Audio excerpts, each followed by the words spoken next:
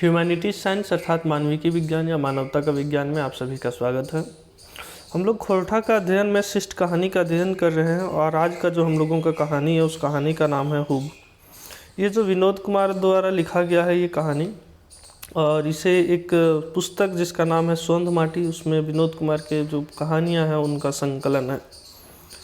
Hub कहानी जो है वो जाति व्यवस्था और गरीबी को दिखाते हुए एक हमारी सामाजिक कुरीति को दिखाती है कि किस प्रकार हमारा समाज जो है वो जाति प्रथा के प्रति कठोर होते गया और उसका हर्जाना कई लोगों को भुगतना पड़ा। और आज भी अगर हमारे समाज में एक बहुत बड़ी कुरीति के रूप में देखा जाता है तो जाति प्रथा को देखा जाता है।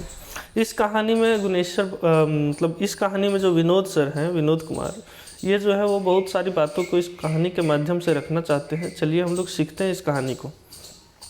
तो कहानी स्टार्ट करते हैं। पूस महीना के दिन, तो पूस का महीना जो रहता है उस दिन है जो सुबह सुबह का टाइम रहता है, अंधर के बेरा, मतलब सुबह जब होने वाला रहता है तो उस समय पूरा उजाला नहीं आया रहता, उसको बोलते हैं अंधर के बेरा। कनकन सिलोही बोहे लागल है ना, मतलब सिलोही मतलब हवा, कनकन हवा एकदम बह रहा था, है ना। घर के पिछवाड़ में, तो अपने घर के पीछे में जो है वो दामोदर बोरसी तापत रही। तो दामोदर जो एक व्यक्ति हैं वो जो है वो घर के पिछवाड़िया में बोरसी ताप ताप के बैठल है। सेहे घड़ी उसी समय गुनेश्वर जो है वो गुनेश्वर बाबू डाकलथिन। तो गुनेश्वर बाबू डाकलथिन, आवाज़ दिलथिन, डाकलथिन मतलब आवाज़ दलथिन कि रे रे दामोदर घरे हैं। बोल रे दामोदर घरे ही। आवाज़ अल हाँ घरे ही। तो उधर से आवाज़ आता है, बोल हाँ घरे ही हो। हिंदे बैसल ही, की काम है लो। बोल यहाँ बैठल ही हो, का काम हो, है ना। अरे एक रे तनी बारी चासे के है। बारी चासे का मतलब बारी का चास लगाना है, मतलब हल जोतना है। तो बोल एक बारी के तनी चासे खले, जोते खले, तनी जाए हरा जोत दे। बोल तनी जोर हरा जोत दे। गुनेश्वर बाबू कहलथिन और घर घुर गलथिन। तो गुनेश्वर बाबू इतना कह करके जो है वो घर घुर गया।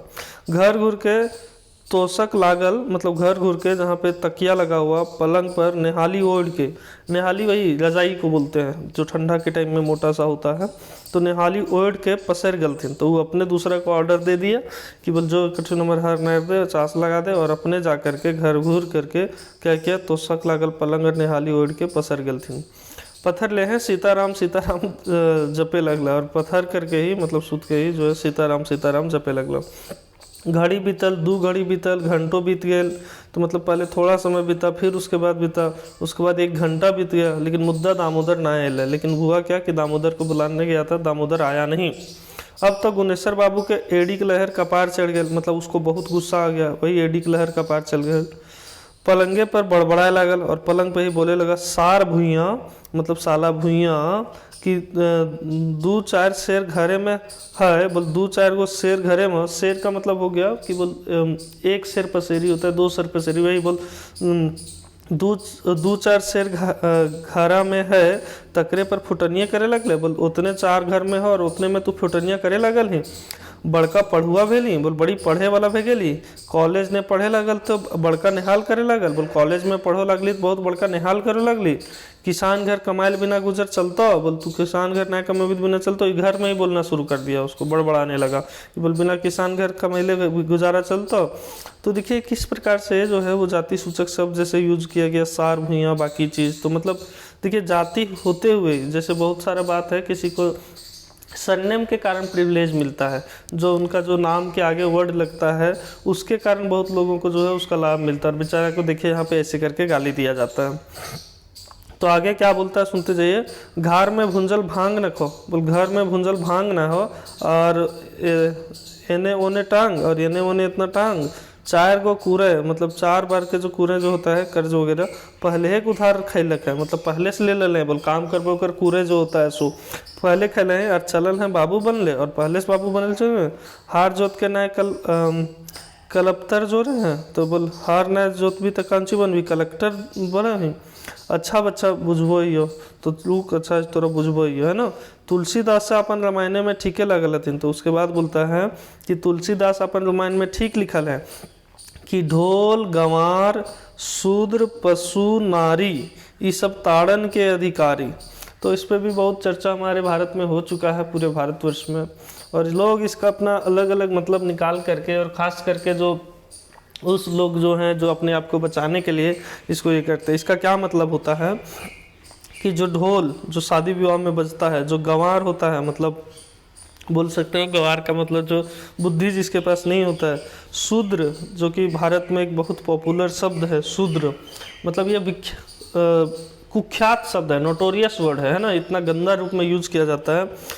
शूद्र मतलब वो दलित नीच जाति ऐसे करके जो हमारे स्वर्ण वर्ग के जातियां हैं वो इनको शूद्र वगैरह बोलते हैं। पशु नारी, पशु का मतलब हो गया जानवर और नारी का मतलब हो गया स्त्री। तो बोल ढोल जो है, गंवार जो है, शूद्र है, पशु है, नारी है, ये सब ताड़न के अधिकारी, ये सब ताड़न के अधिकारी मतलब ये सब मार के अधिकारी है, तबे इन लोग सही रहेगा।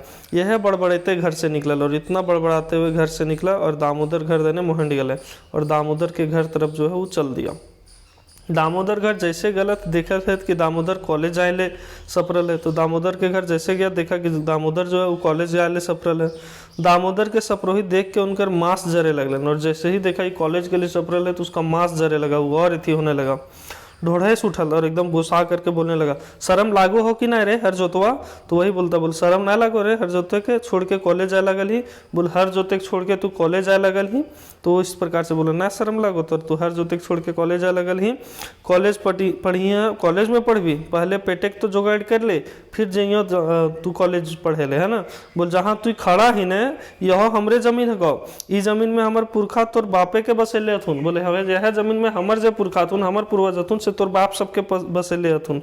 जो यदि हमिन घरे नाय काम करबे, तो अगर जो तू हमिन घरे देने काम धाम नाय करबे तो हमर जमीन छोड़ दे।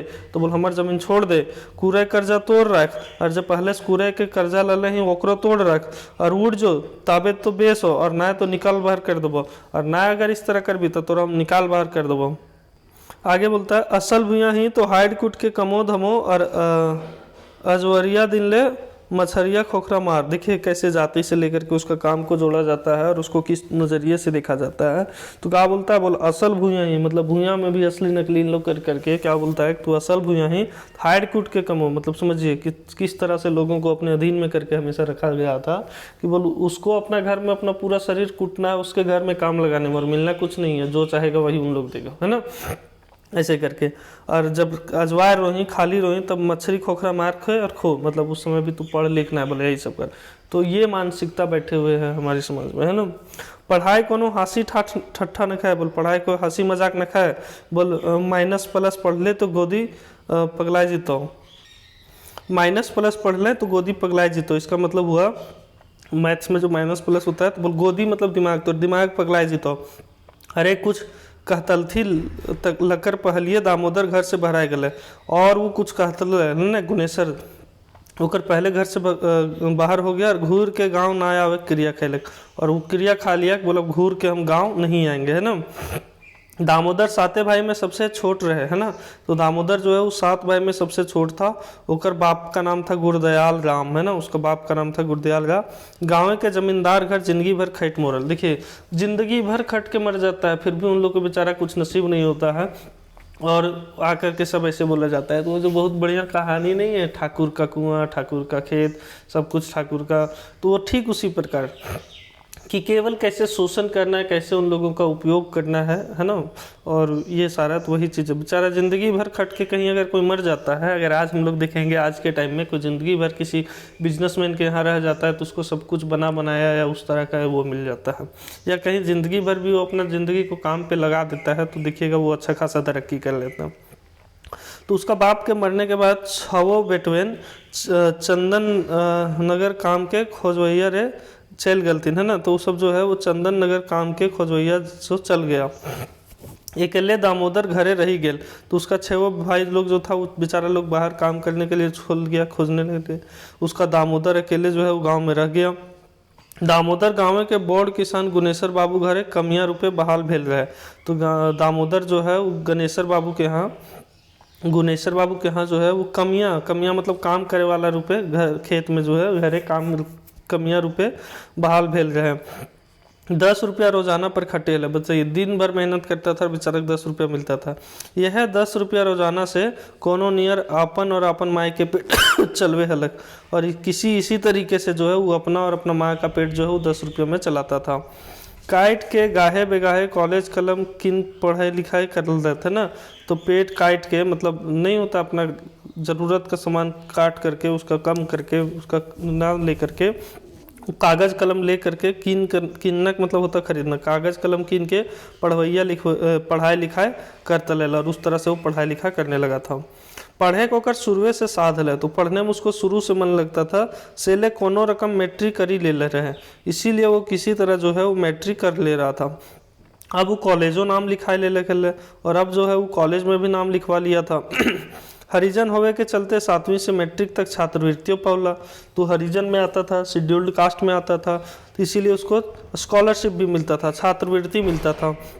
यह छात्रवृत्ति के पैसा से अंगो पेट करे ले है ना, तो वही जो स्कॉलरशिप का पैसा आता था उसी से अंगो पेट कर ले। अंगो मतलब कपड़ा, और पेट का मतलब जो भूख होता है उसको भी दूर किसी तरह कर लेता था। घर में असगरे बुढ़िया माँ घारे ओगरे हलिक, और घर में जो उसकी अकेले बूढ़ी माँ थी वो घर को अकेले ओगरती थी। जे दिन दामोदर घर से हजारीबाग जाए के लिए अचके निकलल रहे, तो जिस दिन दामोदर जो घर से हजारीबाग पढ़ने के लिए अचानक से निकल रहा था, से घड़ी होकर माँ कहले रही, तो उसी दिन जो है उसकी माँ कहती है कि बेटा तो हमर खातिर फिर जल्दी घुरियो। बोल बेटा तू हमर खातिर फिर जल्दी अइयो, पाकल आम के कोनो विश्वास ना है। पाकल आम कहने का मतलब वो अपने बारे में बोल रही थी कि बोल जब पेड़ में आम पक जाता है तो कभी भी गिर जाता है, उसी तरह उसकी माँ बूढ़ी माँ बताना चाह रही थी कि बोल मेरा भी उम्र बहुत हो गया है, तो बोल मेरा कभी कोई भरोसा नहीं है, कखन से गिर जाब और बोल कब गिर जीबो। माँ के मुँह से ही बात सुन के दामोदर के भय राख लोर हो गल।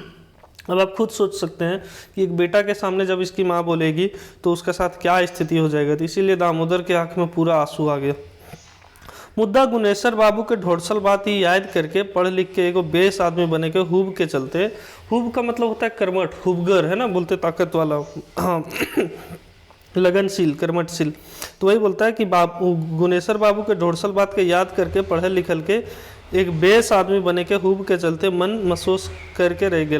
तो अच्छा आदमी बनने के लिए मन को महसूस कर लिया, अफसोस कर लिया, लेकिन रुक गया। मने मने माई के प्रणाम करल और चलल रहे से दिन। वो उसी दिन माँ को मने मने प्रणाम करता है और चल जाता है। हजारीबाग पहुँचल तो काम के खोजारी करे लगल। तो हजारीबाग जब पहुँचा सबसे पहले काम खोजने लगा, मुद्दा होकर लेके कहीं काम नहीं भेटा रही। तब उसको जब कहीं काम नहीं मिला तब रिक्शा चलावे के काम शुरू कर लग। तो बेचारा रिक्शा चलाने लगता है ना, साइंस से आधा रात तक रिक्शा चलावे के, तो सांझ से आधा रात तक जो है वो रिक्शा चलाता और दिन में कॉलेज करे के, और दिन में कॉलेज करता, रोजीना के रूटीन बन गया और इसी तरह रोज करता था। अंधेरे के बेराउ ले 2 गो ट्यूशनों पढ़वे के पकड़ ले रहे, और अंधेरे के बेरा में मतलब सुबह सुबह जो है 2 गो ट्यूशन भी पढ़ाने पकड़ लिया था। अबरी बच्चा वो BA ऑनर्स प्रथम श्रेणी से पास कर ले। और इस बार जो है वो BS ऑनर्स में मतलब जो ग्रेजुएशन होता है उसमें जो है वो प्रथम श्रेणी से पास भी कर गया। अपन रिजल्ट ले घर घर घूर ले तो ओकर माँ के खुशी का ठिकाना नहीं। तो जब अपना रिजल्ट लेके घर घूरता है तो उसकी माँ का खुशी का ठिकाना आप समझ सकते हैं। प्रेम के जोरे लोर बहराए लगल, और प्रेम से उसकी माँ के आँख से बहुत आंसू आने लगा। माँ कहलक बेटा अब एके गो साध है, बोला अब एके गो मन हो जे तुम्हें बेस नौकरी पकड़ ले, और अब तू जो है बढ़िया नौकरी पकड़ ले। माँ के आशीर्वाद लेके दामोदर फिर शहर आयल और अपन धुआं धंधा में लग गए, और फिर वो माँ का आशीर्वाद लेकर के शहर आता है और अपना धुआं धंधा में लग जाता है। दिन के समय दरोगा के कंपटीशन तैयारी करे लागल, और दिन में दरोगा का कंपटीशन करता। मार्च महीना में परीक्षा में बैसियो गेल रहे, और मार्च महीना में जब परीक्षा हुआ तो बैस गया। सेकरे रिजल्ट के आसरा में कहीं नौकरी खातिर दौड़ा दौड़ी नहीं कर ले, और उसी के रिजल्ट के लिए जो है वो इधर उधर दूसरा नौकरी के लिए दौड़ा दौड़ी नहीं किया। माँ की चिंता मुड़े रख के कुछ पैसा जमा करे लगल, और माँ का चिंता में जो है वो माथा को रख लिया, मतलब उसका दिमाग माँ की चिंता में था, इसीलिए जो है वो कुछ पैसा जमा करने लगा।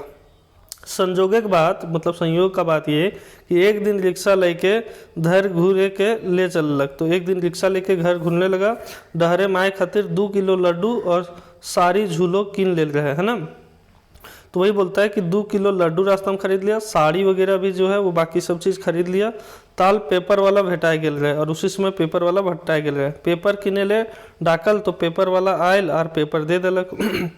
पेपर खरीदने के लिए आवाज़ दिया तो पेपर आया, पेपर वाला आया और पेपर दे दिया। पेपर उधार के जैसे ही देखो है दरोगा के बने कंपटीशन के रिजल्ट पर नज़र पड़ गया, और जैसे ही पेपर में देखता है तो दरोगा वाला जो कंपटीशन हुआ था उसका रिजल्ट आ जाता। अपन रोल नंबर देखलक तो दामोदर मारे खुशी के नाचे लगल और मने कहलक अब माँ के खातिर साधटा पूरा होता है। और बोल जब वो अपना रिजल्ट देखता है तो देखता माँ के लिए जो भी साध था वो सब पूरा हो गया है ना। घर घुरल तो वो अपन ओकरे माए खाटी पर रहल पर घरी के घर घरी करे लागलक ही है ना। तो जब वो घर घुरता है तो उसका माँ खाटी पर रहती है और घर घरी करे लागल ही। माँ के गोड़ लगले चाल कर ले तो माँ चाल नाय कर लिख। माँ को जब आवाज़ देता है तो उसकी माँ आवाज़ नहीं की। आँख खोल के देख ले तो चिन्ह ले लिख कि ओकर बेटा दामोदर ओकर नजीके खड़ा है। और जब आँख खोल के देखती है तो देखती है अरे उसका बेटा तो दामोदर खड़ा है। हाथे के इशारा से कहली कि बेटा अब हम जा रही हो, तो हाथ के इशारा से बोलती कि बेटा अब हम जा रही हो, निके सुखे रही हो, बोल खुश रही हो। माँ के ही दशा देख के दामोदर कब से लागलक। मुद्दा मन के धौर बंधा के माँ के कान तर कहलक माँ हम दरोगा के नौकरी खातिर चुनाए गेल ही हो, बोल हम दरोगा के नौकरी खातिर चुनाए गेल ही हो। माँ के आंखें खुशी से लोर बहे लगले और जब ये बात सुनती है तो उसकी माँ की आंखों में खुशी का लोर बनने लगला। अपने हाथ जो है दामोदर के ऊपर रख के माँ सिराए गली और अपना हाथ दामोदर के सर पर रखती है और मर जाती है बेचारी। घर में दामोदर अस्करुआ हो गया। अब घर में जो है दामोदर अकेले हो गया। दरोगा का नौकरी पकड़ल तो गांव से ढेर दूर हो गया, और जब दरोगा का नौकरी पकड़ा तो गांव से और दूर हो गया। सब कर्जा महाजन से निपटल तो जितना कर्जा महाजन था सबसे निपट लिया। घूर बछर अपन बिहो करलक और अगला साल जो है वो शादी भी कर लिया। अब तो अपन परिवार संग नौकरी पर धनबादे रहे लागल और अब तो अपना परिवार संग नौकरी करके धनबाद में ही रहने लगा। दुख सुख आदमी के जिंदगी में बराबर लगल रहता है, तो वही बोलता है दुख सुख आदमी के जिंदगी में बराबर लागल रहे हैं। कखनो दुख तो कखनो सुख। दुख में जो आदमी काम आवो है ओकर से बढ़ के बड़ा आदमी और कोई ना हो। तो गुनेश्वर बाबू अपन परिवार संगे तीर्थ करेले गंगा सागर गेल रहा। तो गुनेश्वर बाबू जो अपना परिवार के संगे जो है वो तीर्थ करने गंगा सागर गया था। उनकर माँ तीर्थ से घूरे घरी बीमार पड़ गई रही और उसकी माँ जो है वो घूरने समय बीमार पड़ गई थी। हालत इतना खराब हो गया कि हालत उसका इतना खराब हो गया था कि बूढ़ी आब और ताब हो गई, मतलब अब बूढ़ी जो है वो जैसे तैसे हो गई थी। धनबादे वही के गुनेश्वर बाबू डॉक्टर से दिखला और अस्पताल भर्तियों कर देती है ना। तो गुनेश्वर बाबू जो है उसको वहाँ पे ही दिखाता है, मतलब इलाज करवाता है धनबाद में ही, और उसको जो है वहीं भर्ती भी कर देता है। 4 दिन में 4000 टके खर्च हो गए। 4 दिन में 4000 खर्च हो गया। डॉक्टर कहले जब पेटे का ऑपरेशन करे पड़ता है, बोल डॉक्टर बोला कि इसका पेट का ऑपरेशन करना पड़ेगा तभी सही होगी।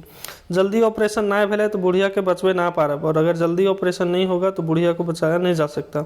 अब तो बड़का समस्या भई गेल, अब तो बहुत बड़ा समस्या हो गया। ऑपरेशन में 5000 आरो खर्चा बैठता है, तो ऑपरेशन में 5000 एक्स्ट्रा पैसा लग रहा था, और कुछ पैसा तो पहले ही जमा करे पड़ता है और कुछ पैसा जो एडवांस में जमा करना पड़ता है। तो वही बोलता पहले भी जमा करे पड़ता है, कहाँ से तुरते इतना पैसा। यह सोचते हुए गुनेश्वर बाबू जो है इतने में दादा कर ले दामोदर पहुँच गया।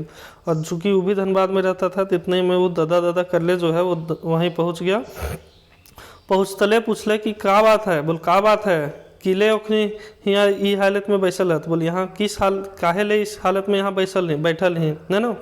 गुनेश्वर बाबू 100 बात कही दिले और समस्या रखला, और गुनेश्वर बाबू जो है वो सारा बात बोल करके अपनी समस्या रख देता है। दामोदर ढाढ़स बुधैलक और दामोदर जो है वो ढाढ़स बंधाया और झट रुपया के जुगाड़ कर दिया, और तुरते जो है वो जुगाड़ कर दिया। चूंकि दरोगा था तो उसके लिए पैसा बहुत बड़ी बात नहीं थी। उतने ना उनकर परिवार सब अपन डेरा लाइनल खूब खातिर भाव करलक और उन लोग को अपना घर में भी लाया, सबका खूब खातिरदारी किया। डॉक्टर के ऑपरेशन सफल रहलक, बूढ़ी माँ बच गई और गुनेश्वर बाबू की जो माँ है वो बच गई। 10 दिन तक अस्पताल में रहल बाद गुनेश्वर परिवार समेत घर घूरल। जब तक उनकर माँ अस्पताले रही तब तक उनकर खातिर जो है दामोदर अपन मायनियर फल फूल खिलावत रहा, और जब तक जो गुनेश्वर की माँ अस्पताल में रही तब तक वो अपनी माँ जैसा उसका ख्याल रखा, उसको खिलाता रहा, खातिरदारी करता रहा। तो देखिए वही जिसको गाँव में धुतकारा जा रहा था धर्म मतलब जाति को लेकर के, और वही देखिए आज क्या स्थिति हो जाता। दामोदरे के ई उदारता गुणेश्वर बाबू एकदम से बदल देलक ना। तो दामोदर का ये जो उदारता था वो गुणेश्वर को एकदम से बदल दिया। गाँव में पहुँच के गुणेश्वर बाबू अपन मानसिकता पर बहुत अफसोस करला, जो उसका मेंटेलिटी था उस पर अफसोस करने लगा। जरा छोट जात कह के तिरस्कार करे हला, दूर दूर आवे हला, उनकर वही ओकर इज्जत बचल है ना। वो मने भापला मन में सोच लिया जे जात से कोई बड़ छोट ना हुआ है, सबले प्रधान कर्म हुआ है। और जात से कोई छोटा बड़ा नहीं होता है, सबसे बड़ा जो है वो कर्म होता है। हे गाँव में जितना पढ़ल लिखल छुआ बढ़ता वो गाँव उतने तरक्की करता। तो इसीलिए वो बोलता है कि गाँव में जो है जितना पढ़ल लिखल छुआ बढ़ता उतना ही हमारे गांव जो है वो तरक्की करता। तो ये जो है वो कहानी है, कुछ नहीं बल्कि पूरा का पूरा जो है वो जाति प्रथा और उस पर दिखाया गया है कि कितना मतलब जो है वो लोगों का शोषण होता था, किस तरह का जो है वो तिरस्कृत पूर्ण जो है भाषा का अपमान हर समय सुनना पड़ता था, उसका जहर का घूंट बना करके रोज़ पीना पड़ता था। और अभी भी ये जो है बहुत हद तक जो है वो पर्याप्त मात्रा में है। झारखंड में तो ये बहुत कम देखने को मिलता है, कभी कभी एक आध बार, लेकिन आप अभी भी चले जाएं बिहार, उत्तर प्रदेश, मध्य प्रदेश, राजस्थान, तो ये सब जगह पे इतना जाति प्रथा प्रचंड है कि कहना नहीं है। वहाँ अभी भी स्वर्ण इतने हावी हैं कि मतलब कुछ कहा नहीं जा सकता है। देखिए जैसे जैसे लोगों में शिक्षा का बढ़ाव होगा, जैसे जैसे लोग शिक्षित होंगे, सिर्फ शिक्षित नहीं बल्कि वो एनालिसिस करके सोच पाए, किताब की पढ़ाई किताब तक सीमित ना होकर के जब उनके जीवन में आने लगेगा तो ये सारे परिवर्तन जो है आपको खुद से दिखने लगेंगे। और हम लोग देख सकते हैं कि पहले जो स्थिति थी जिसके बारे में हम लोग पहले बहुत सारा कुछ पढ़ सके हैं, और आज जो हम लोग देखते हैं अपने लाइफ में, तो कितना सारा चेंजिंग देखने को मिल जाता है कि जो बहुत रिजिड था आज बहुत ज़्यादा नॉर्मल हो गया है और उसमें भी बहुत बदलाव आ गया है। तो आप सभी प्रबुद्ध जनों को मेरा बहुत धन्यवाद, मेरा प्रणाम, और आप सभी का इतना प्यार के लिए मैं आप सभी का आभार हूँ। ह्यूमैनिटी साइंस अर्थात मानविकी विज्ञान या मानवता का विज्ञान में आप सभी का जुड़े रहने के लिए बहुत धन्यवाद।